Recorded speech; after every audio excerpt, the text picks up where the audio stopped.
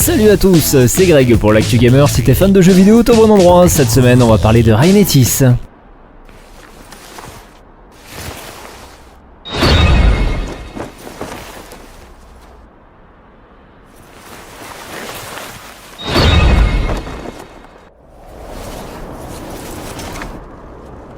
Annoncé au cours du Nintendo Direct japonais du 27 février dernier, Rain-Etis, développé par le studio Feiryu, a dû titiller la curiosité des fans de Final Fantasy.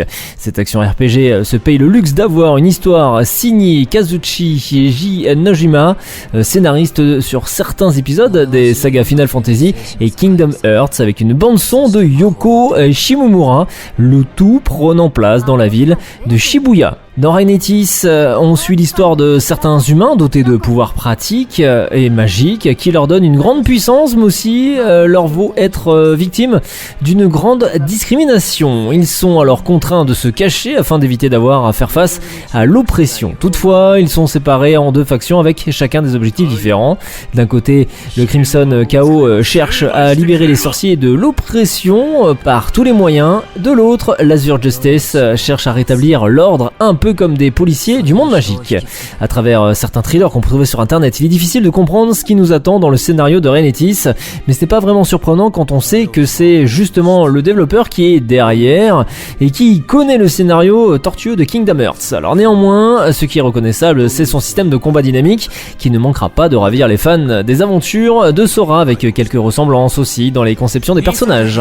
Si le thriller qu'on peut trouver sur internet a été uniquement diffusé au Japon, c'est qu'il a d'abord été disponible chez eux dès le 25 juillet dernier sur Switch, PS4 et PS5. Quant à la sortie occidentale, on sait d'ores et déjà qu'il sera disponible le 27 septembre prochain, et ça c'est plutôt le côté bonne nouvelle. Je vous rappelle, Rain-Etis sera dispo sur PC, PS4, PS5 et Nintendo Switch, vous l'avez compris, le 27 septembre prochain. Parmi les miens, seule une poignée de personnes deviennent Sacré-Esprit. Les enfants au plus haut potentiel affrontent le jugement dans la brume. Notre cheminement n'est que douleur. Les êtres qui échouent sont éliminés. Pour les plus faibles, le chemin s'arrête.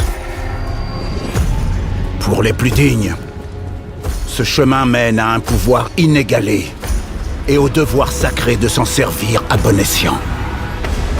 Le monde des êtres mortels a été conçu pour nous briser. Briser nos cœurs, nos esprits, nos corps. Mais c'est ailleurs que nous puisons notre force. Rien ne nous fait peur. Rien ne peut nous arrêter. Nous marchons aux côtés des sentinelles ancestrales des terres primitives.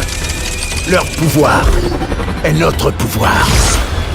Leur cause est notre cause. Nous forgeons des liens indéfectibles dans le royaume des esprits pour vaincre les horreurs qui y rôdent. Car nous sommes les Sacré-Esprits. C'est lors du Xbox Game Showcase que le dernier DLC de Diablo 4 intitulé Vessel of Hatred a été dévoilé par l'intermédiaire d'un trailer extrêmement glauque. Cette extension ajoutera le biome dense et humide de la jungle qui, comme vous en doutez, sera composé de zones difficiles à pratiquer, visqueuses et peuplées de créatures dangereuses. Le DLC de Diablo 4 donnera également l'opportunité d'incarner une nouvelle classe, la Sacré-Esprit. Inédite dans la série Diablo, cette classe est composée d'entités de la jungle. Elle manie des énergies mystiques qui ne peuvent être éveillées qu'au plus profond des marécages de Naantu.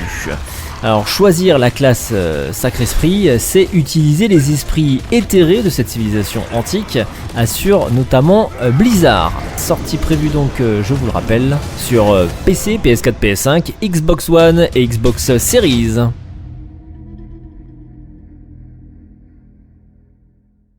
C'était Greg pour l'Actu Gamer, bon game et à la semaine prochaine.